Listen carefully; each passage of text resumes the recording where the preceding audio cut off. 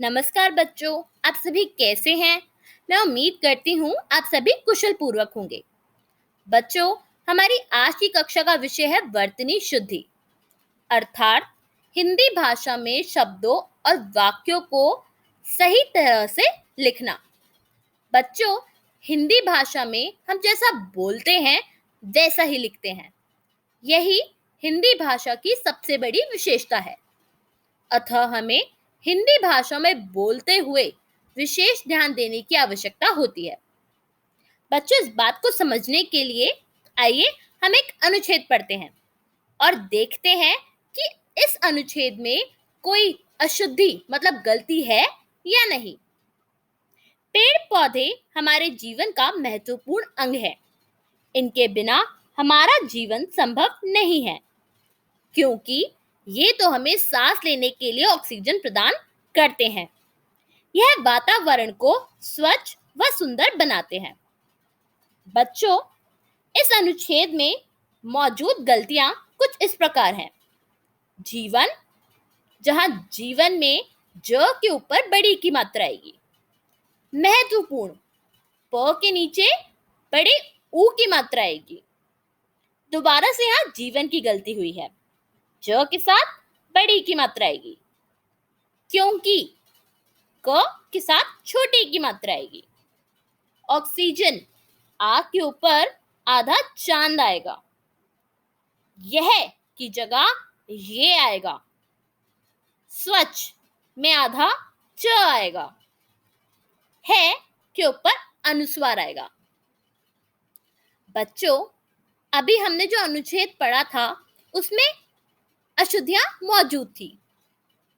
कुछ गलतियां शब्दों के लिखने में थी, जैसे कि जीवन, महत्वपूर्ण, क्योंकि, ऑक्सीजन, स्वच्छ। और कुछ अशुद्धियां मतलब गलतियां वाक्य रचना में हुई, जैसे कि हमने ये की जगह यह का प्रयोग किया। तो बच्चों, अक्सर हम हिंदी भाषा में दो प्रकार की अशुद्धियां करते हैं। पहली शब्दों में और दूसरी वाक्यों में। आइए सबसे पहले हम कुछ सामान्य वर्तनी की अशुद्धियों के बारे में जानें।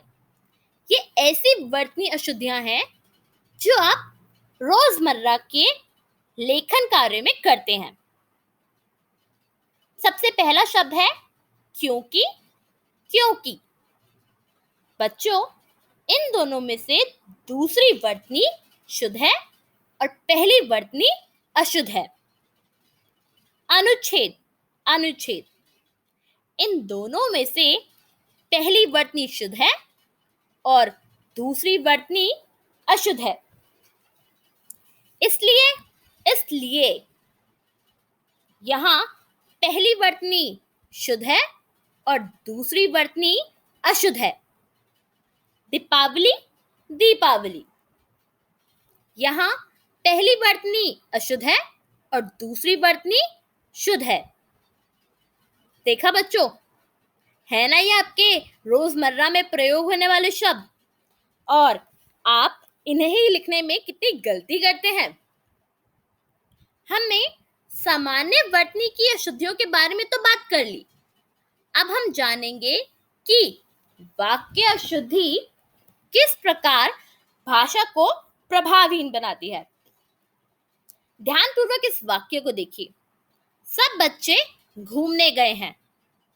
बच्चों, क्या आप सोचकर बता सकते हैं कि इस वाक्य में मौजूद अशुद्धि क्या है?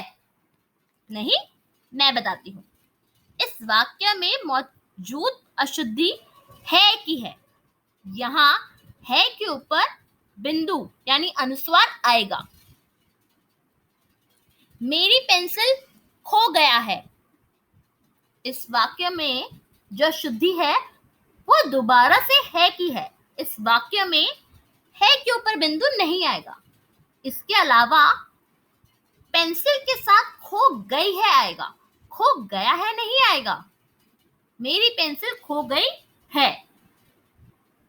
बच्चों, आपको अक्सर इस बात को समझने में परेशानी होती होगी कि कब हमें है के ऊपर अनुस्वार लगाना चाहिए और कब हमें है के ऊपर अनुस्वार नहीं लगाना चाहिए। तो बच्चों, आपको इस बात का हमेशा ध्यान रखना है कि अगर वाक्य में जिसके बारे में बात हो रही है वह एक वचन है, जैसे बच्चा, पेंसिल, तो उस वाक्य में आने वाले है के ऊपर अनुस्वार नहीं आएगा।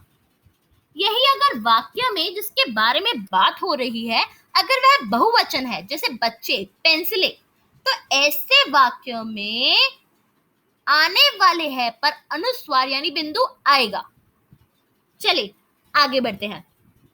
बच्चों, आमतौर पर वाक्य रचना करते वक्त अगर संज्ञा एकवचन होती है तो उससे संबंधित क्रिया को भी एकवचन ही रखा जाता है, परंतु हिंदी भाषा में आदर देने के लिए संज्ञा के एकवचन होने पर क्रिया को बहुवचन कर दिया जाता है। ये बात मैं आपको उदाहरण देकर समझाती हूँ। जैसे दादाजी पार्क में अकेले घूमने गए। अब यहाँ पर संज्ञा दादाजी है, और क्रिया घूमने गए। दादाजी संज्ञा एक वचन है पर क्रिया गए बहुवचन है। यहाँ क्रिया को बहुवचन इसलिए किया गया क्योंकि दादाजी को हम आदर पूर्वक बात करेंगे, दादाजी के बारे में हम आदर पूर्वक बात करेंगे। हम ऐसे नहीं कह सकते कि दादाजी पार्क में अकेले घूमने गया, वो गलत होगा। आगे देखें, पिताजी सभी बच्चों के लिए खिलौने लेकर आए। यहाँ संज्ञा पिताजी है और उनके लिए प्रयोग की गई क्रिया आए है। पिताजी संज्ञा एक वचन संज्ञा है, परंतु हमने क्रिया को बहुवचन रखा। हमने आया की जगह आए क्रिया का प्रयोग किया क्योंकि पिताजी को हम आदर देंगे। आगे बढ़ते हैं। बच्चों, अब मैं आपको वाक्य रचना का आखिरी और सबसे महत्वपूर्ण नियम बताने जा रही हूँ। आप बच्चे अक्सर हिंदी भाषा में मुझको, मेरे को, तुझको इन सर्वनाम शब्दों का प्रयोग करते हो, जो कि गलत है। मुझको नहीं, मुझे, मेरे को नहीं, मुझे, तुझको नहीं, तुम्हें, इन सर्वनाम शब्दों का हमें प्रयोग करना चाहिए। बच्चों, वैसे तो आपको कोशिश करनी चाहिए कि आप भले ही किसी छोटे से बात कर रहे हो या फिर किसी बड़े से बात कर रहे हो, आप सर्वनाम का प्रयोग करें। तुम, तुम्हें, इनकी जगह आप सर्वनाम का प्रयोग करें। इससे सुनने वाले को भी अच्छा लगता है। मैं आपको एक उदाहरण देकर समझाती हूँ। मुझको सेब काट कर खिलाओ। यह वाक्य अशुद्ध है क्योंकि मुझको नहीं होता, मुझे होता है। मुझे सेब काट कर खिलाओ।